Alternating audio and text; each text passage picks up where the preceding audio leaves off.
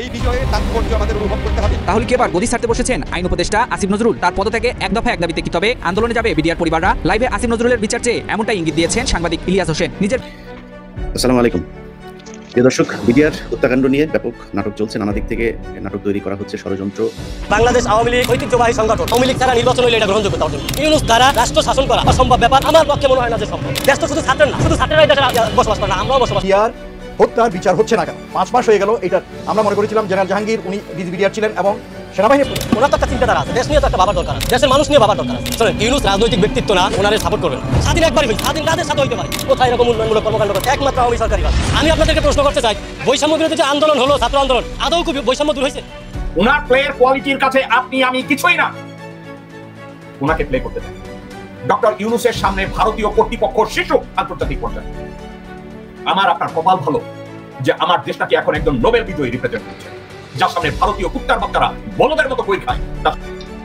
আসসালামু আলাইকুম দর্শক শ্রোতা, আশা করি সবাই ভালো আছেন। নতুন একটি ভিডিওতে সবাইকে স্বাগতম। বাংলাদেশের রাজনৈতিক প্রেক্ষাপট নিয়ে ভিডিওর শুরুতেই বেশ কিছু ভিডিওর অংশবিশেষ আপনারা দেখেছেন। মূলত আজকের এই ভিডিওটিতে সেই সকল ভিডিওর বিস্তারিত আলোচনা দেখতে পারবেন।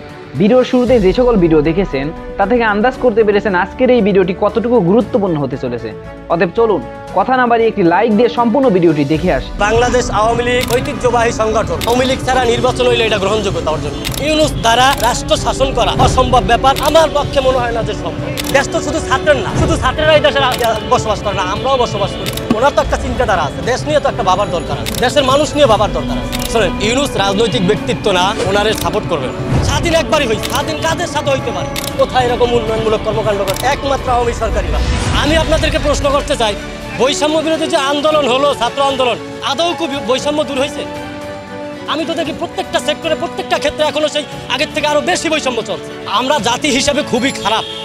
আমাদের মতো এত অসভ্য জাতি আমি মনে হয় না যে বহির্বিশ্বে এরকম অসভ্য জাতি আছে। এটা হইলো আমাদের জাতীয়, এটা একটা জাতিগত একটা আমাদের সমস্যা আছে। এটা আগে নিরসন করতে হবে। যার যার স্থান থেকে তার তার ভালো হইতে হবে। আর বর্তমান সরকার এগুলো ম্যান্ডেট করতে পারতেছে না। আর উনি রাজনৈতিক কোনো ব্যক্তিত্ব না, ওনারা দেওয়ার সম্ভব না। এখানে প্রয়োজন, খুবই জরুরি প্রয়োজন রাজনৈতিক ব্যক্তিত্বের। হ্যাঁ, অতি দ্রুত একটা নির্বাচনের দরকার। নির্বাচন দিলে একটা রাজনৈতিক দল ক্ষমতা এসে এই দেশ সংস্কার বলেন, এই বিভিন্ন ধরনের কমিশন গঠন করে, এগুলো রাজনৈতিক ব্যক্তিরা করবে। এটা ওনার কোনো এখতিয়ার না। আমার মনে হয়, আমার ব্যক্তিগত এটাই মন্তব্য, যে আমার মনে হয় না যে উনি এগুলা করার মতো অধিকার রাখেন। তারপর উনি হাত দিয়েছে, আমরা সাধুবাদ জানাই। কিন্তু উনি যে লম্বা একটা সময় নিতেছে, 2025 সালের ডিসেম্বর নাগাদ, আবার 26 সালের জুলাই নাগাদ বা জুন নাগাদ, এরকম হইলে তো চলবে না। উনি কি ছাত্র আন্ডারে চলবে, না উনি ওনার নিজস্ব গতিতে চলবে? একটা দেশের সরকার, রাষ্ট্রপ্রধান কি ওনার দায়িত্বে চলবে, না আমার দায়িত্বে চলবে? আমার কথায় চলবে না ওনার কথায় চলবে? ওনার তো একটা চিন্তাধারা আছে, দেশ নিয়ে তো একটা ভাবার দরকার আছে, দেশের মানুষ নিয়ে ভাবার দরকার আছে। শুধু ছাত্রদের কথায় চললে তো হবে না। আপনারে আমারে সর্বক্ষেত্রে সবাইকে নিয়ে চলতে হবে। দেশ তো শুধু ছাত্রের না, শুধু ছাত্রেরাই দেশে বসবাস করে না, আমরাও বসবাস করি। ছাত্ররা কারা? ছাত্ররা আমাদের সন্তান, আমাদের ভাই, আমাদের বাতিজাইরাই তো ছাত্ররা। এই কথা যদি ন্যূনতম কারো লজ্জাবোধ থাকে, এরকম কথা বলবে না যে স্বাধীন করেছি, সংস্কারও করবে। যে বিভিন্ন গ্রাফিতি লেখছে, অনেক গ্রাফিতি আমি সাধুবাদ জানাই, কিন্তু এরকম গ্রাফিতি আমি সাধুবাদ জানাই না যারা লেখছে যে স্বাধীন করেছি, সংস্কারও করব। স্বাধীন একবারই হয়েছে, স্বাধীন কাদের সাথে হইতে পারে? এটা বলতে পারে?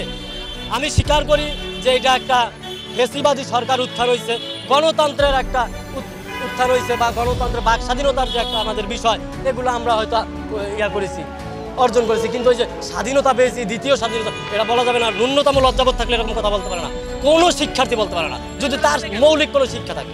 এগুলো বলে হলে তাদের খামখেয়ালিপনা। বর্তমানে তারা যা করে সবই খামখেয়ালিপনা। কোনটা আপনি দেখেন নিয়ন্ত্রণের ভিতরে আছে? আপনি আমার একটা সেক্টর দেখান যে এটা নিয়ন্ত্রণে আছে।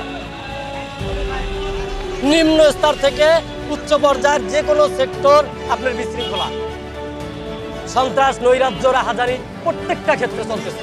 না, এরকম ছিল না। এই যে ডাকাতি, চুরি, সন্ত্রাসী, রাহাজানি, এটা ছিল না। বিভিন্ন দুর্নীতি করছে, বড় আমলারা করছে, আমরা অস্বীকার করবো না। দুর্নীতি করছে আমরা। শোনেন, উন্নতি করতে হইলে দুর্নীতি হবেই। যে কোনো রাষ্ট্র উন্নত না হইলে দুর্নীতি হবে না। উন্নতি করতে পারলে দুর্নীতি হবেই। বড় বড় মেগা প্রকল্প করছে, দুর্নীতি হয়েছে ওখানে। 1 কেজি চাল দিয়ে তো আপনার আধা কেজি কম দিয়ে দুর্নীতি করা যায় না, ওখানে হয়তো 1 মুঠ কম দিয়ে দুর্নীতি করা যায়। তো বড় বড় মেগা প্রকল্প করছে, দুর্নীতি করছে। দুর্নীতি যেমন করছে তাদের বিরুদ্ধে মামলা হয়েছে, অ্যারেস্ট হইতেছে, রিমান্ড হইতেছে। এই তো তাদের মামলাগুলো বিচারাধীন প্রক্রিয়া আছে। ট্রাইব্যুনাল গঠন করছে না। আমি ব্যক্তিগত যে আমার মন্তব্য হলো, বাংলাদেশ আওয়ামী লীগ ঐতিহ্যবাহী সংগঠন, স্বাধীনতা সংগ্রামের আগের থেকে ভাষা আন্দোলন থেকে এই আওয়ামী লীগ সংগঠন ঐতিহ্যবাহী সংগঠন। আমি চাই না যে এই সংগঠন নিষিদ্ধ হোক। ব্যক্তির অপরাধ থাকতে পারে, কিন্তু পুরো সংগঠনের অপরাধ না। শুনেন, বাংলাদেশ স্বাধীন হয়েছে সম্ভবত আমার হয়তো, আমি যেটা যতটুক জানি হয়তো 52 বছর, 52 কি 53 বছর, 53 বছরে শুধু কি আওয়ামী লীগ শাসন করছে বাংলাদেশের রাষ্ট্র? বিগত আরও সরকার শাসন করছে। উল্লেখযোগ্য কোনো উন্নয়নমূলক কর্মকাণ্ড যদি আপনাদের চোখে পড়ে আমাকে বলেন, আমি উত্তর দিয়ে যাই। কোথায় এরকম উন্নয়নমূলক কর্মকাণ্ড করছে? একমাত্র আওয়ামী সরকারই পারছে। দুর্নীতিও যেমন করতে পারছে, উন্নয়নও করছে। এতটা সরাসরি সম্ভব না, এগুলো পরিকল্পনা মাফিক আগাইতে হবে, ধাপে ধাপে আগাইতে হবে। কিন্তু জাতির ঐক্যবদ্ধতা দরকার আছে। শোনেন, ইউনূস রাজনৈতিক ব্যক্তিত্ব না, ওনারে সবাই আপনার সাপোর্ট করবে না। শোনেন, আমি যদি বলি এখন হয়তো বা আমি বাড়ি যেয়ে থাকতে পারবো কিনা আমি জানি না। যদি বলি ইউনূস পারবে একটা জিনিস, কি পারবে ইউনূস? কয় টাকা উনি লোন দিলে কয় টাকা ওনার বেনিফিট আইবে, এটা ইউনূস সুন্দর করে পারবে। আমি ছোটবেলায় দেখছি, যদি গ্রামীণ ব্যাংকের কিস্তি না দিতে পারছে, হাঁস ধরে নিয়ে গেছে, মুরগি ধরে নিয়ে গেছে, টিন খুলে নিয়ে গেছে, এগুলো আমি দেখছি। ইউনূস এটা পারবে 100-তে 100। ইউনূস দ্বারা রাষ্ট্র শাসন করা অসম্ভব ব্যাপার। আমার পক্ষে মনে হয় না যে সম্ভব। আমার তো মনে হয় না যে আওয়ামী লীগ ছাড়া নির্বাচন হইলে এটা গ্রহণযোগ্যতা অর্জন। আওয়ামী লীগ তো আমার মতো রিক্সাওয়ালার দল না, আর 5 জনের সংগঠন না, 8 জনের সংগঠন না। আওয়ামী লীগ প্রাচীনতম ঐতিহ্যবাহী সংগঠন। আমার দাবি না, এটা জনগণের দাবি, জন আকাঙ্ক্ষা, যে অপরাধী ব্যক্তি যাদের নামে মামলা হয়েছে, এরা হয়তো নির্বাচনে আসবে না, আসতে পারবে না। নিয়ম অনুসারে ফৌজদারি যে মামলার একটা নিয়ম বিধি নিষেধ আছে, এই অনুসারে এরা আসবে না। কিন্তু আওয়ামী লীগরা আমার মনে হয় যে নির্বাচন করতে দেওয়াটা উচিত। আপাত দৃষ্টিতে তারা জয়ী হতে পারবে না, এটা আমি শিওর। তারপর যদি এখানে কোনো কলা কৌশল করে, বর্তমানে তো বাংলাদেশ না, বহির্বিশ্ব কলা কৌশলের রাজনীতি হলো কলা কৌশলের কথা বুঝছেন। প্রকৃত অর্থে ভোটাধিকার প্রায় এটা রাষ্ট্রই নাই। শুধু আমাদের বাংলাদেশের রাষ্ট্রটা প্রায় রাষ্ট্রই নাই। আমরা হলো চুক্তিবদ্ধ নির্বাচন করি, আমি আপনারা এটা বৈধতা দিব, আমার আপনি রাষ্ট্র ক্ষমতায় বসাই গেলেন। বর্তমানে এই পরিস্থিতি, আমার মনে হয় না যে আওয়ামী লীগ জয়লাভ করবে, হয়তো অন্য দল জয়লাভ করবে। আওয়ামী লীগ জয়লাভ না করলেও দেশে যে রাহাজানিটা, এইটা হবে না।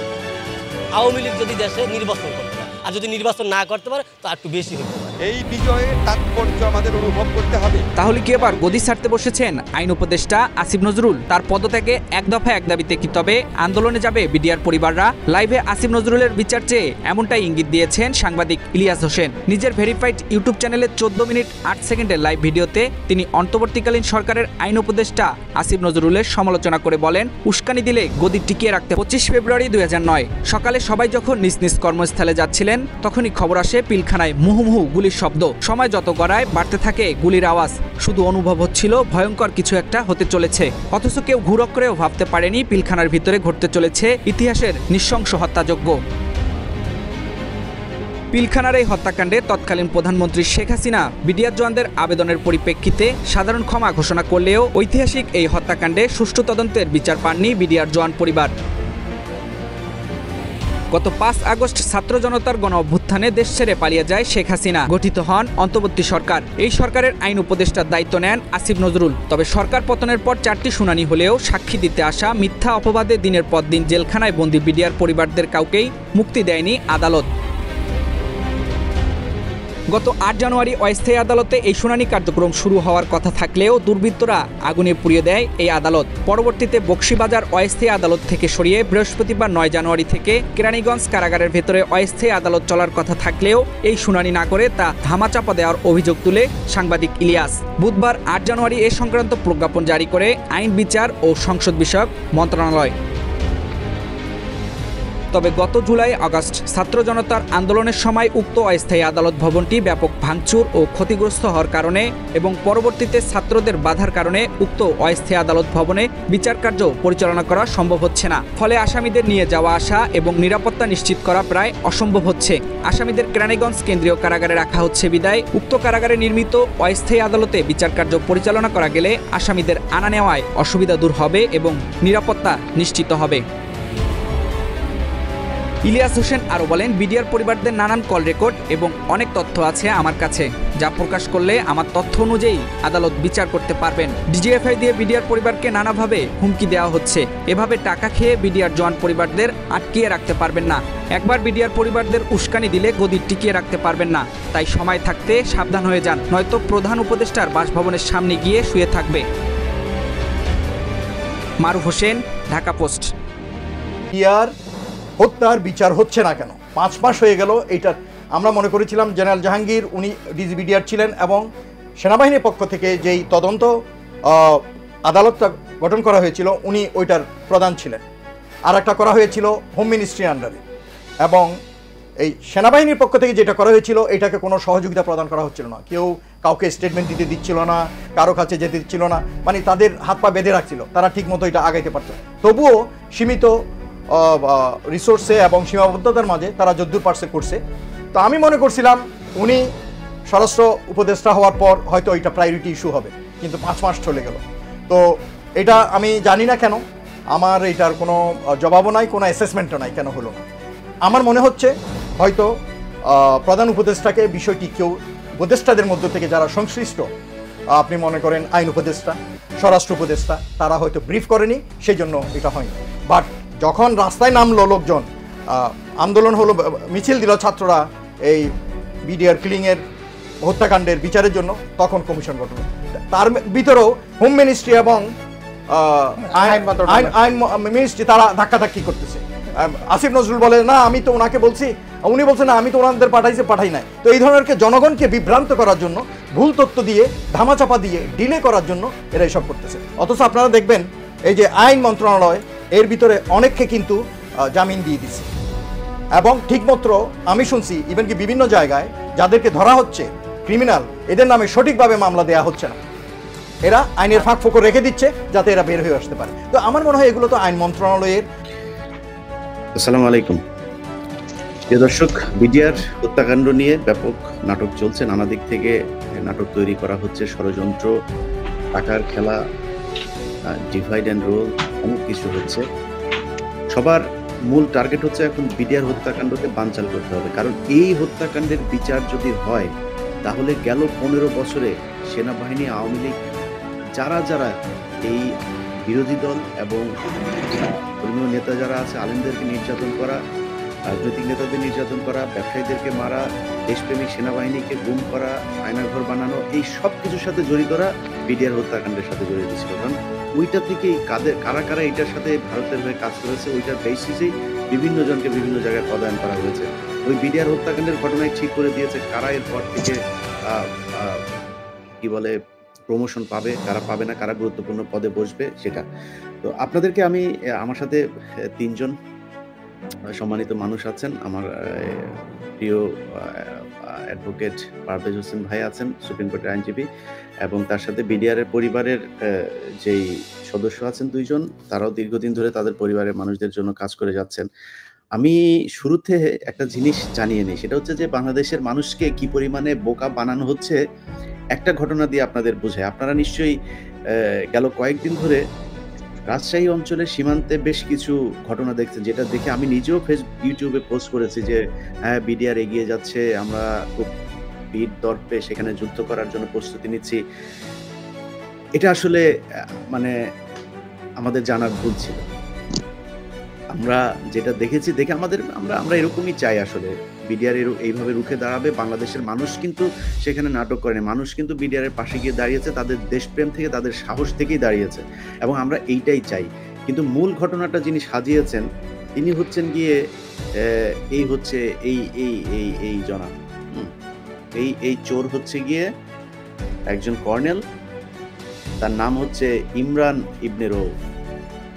এই চোর সেখানে নাটক সাজিয়ে এখন নিজেকে দেশপ্রেমিক বানানোর চেষ্টা করছে। বাট আমি যেটা মনে করছি, যতটুকু আমার কাছে তথ্য, সে ওইখানে ভারতের সাথে একটা যুদ্ধ একটা খেলা তৈরি করতে চাচ্ছে, উত্তেজনাটা, মানুষের দৃষ্টিটা ওই দিকে নিয়ে যেতে চাচ্ছে। বিডিআর নিয়ে এখন যে বিচার টিচার শুরু হয়েছে এগুলো যাতে এখন আপাতত বন্ধ থাকে, এইদিকে যাতে কারণ কি থাকে না, এরকম চেষ্টা প্রথম আলো, ডেইলি স্টার, বিভিন্ন জায়গা থেকে হচ্ছে। সবার দৃষ্টি এখান থেকে সরাইতে চেষ্টা একটাই, সেটা হচ্ছে বিডিআর হত্যাকাণ্ড নিয়ে বিচার হইতে দেওয়া যাবে না। বিডিআর এর যে পরিবার আছে তাদের ভেতরে এখন একটা বিভেদ তৈরি করার চেষ্টা করা হয়েছে, যে বলা হচ্ছে এক পক্ষ যারা যাবজ্জীবন হয়েছে, যাদের ফাঁসি হয়েছে, তাদেরকে বাঁচানো, তাদের ব্যাপারে আমাদের কিছু বলার দরকার নেই। যারা খালাস পেয়েছে শুধু তাদেরকে ছাড়লেই হবে? নো, শেখ হাসিনা সবচাইতে ভালো বিডিআরের সদস্য যারা, তাদেরকে ওই ঘটনার দিন মারা হয়েছে।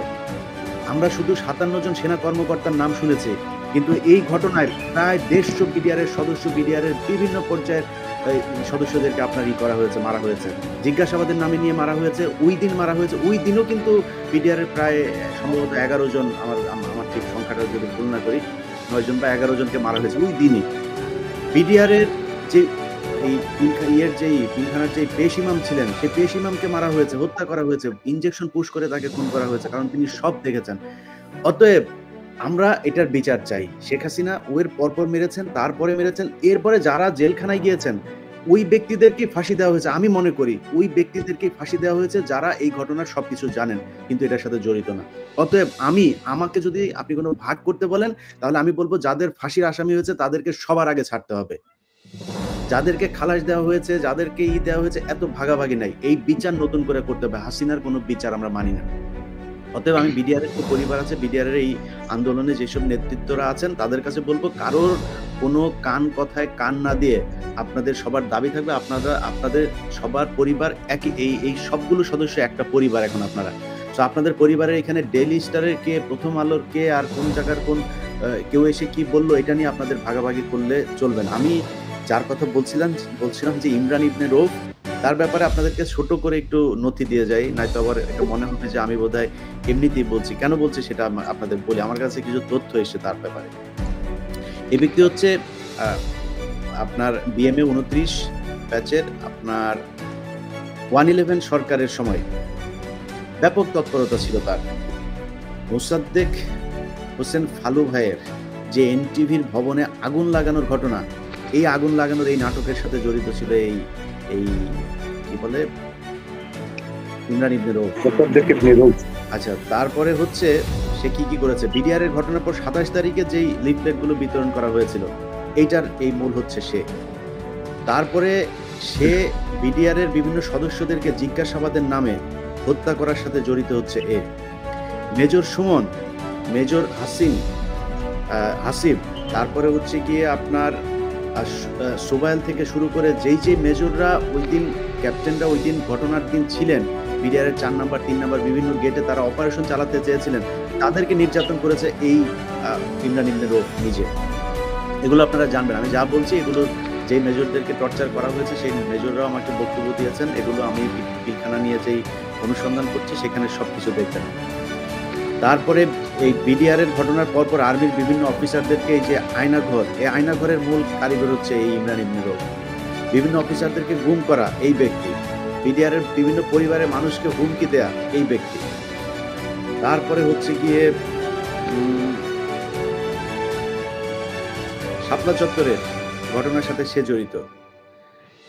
তারপরে হচ্ছে গিয়ে এই যে থেকে সেন্ট্রাল জেল থেকে 2013 সালে আপনার 6 জনকে যে করা হয়েছিল, জিম্মি করা হয়েছিল, তুলে নিয়ে যাওয়া হয়েছিল, সেটার সাথে জড়িত সে। তো সে, আমি আশা করি সম্পূর্ণ ভিডিওটি দেখেছেন এবং বাংলাদেশের এই রাজনৈতিক প্রেক্ষাপট নিয়ে আপনার কি মতামত অবশ্যই কমেন্ট বক্সে জানিয়ে যাবেন। ভিডিওটি ভালো লেগে থাকলে শেয়ার করতে ভুলবেন না। আমাদের এই চ্যানেলে নতুন হয়ে থাকলে চ্যানেলটি সাবস্ক্রাইব করে চ্যানেলের পাশে থাকবেন। আর যারা ইতিমধ্যে চ্যানেলটি সাবস্ক্রাইব করেছেন তাদেরকে অসংখ্য ধন্যবাদ। দেখা হবে নতুন কোনো ভিডিও নিয়ে। ততক্ষণ সবাই সুস্থ থাকবেন। আল্লাহ হাফেজ।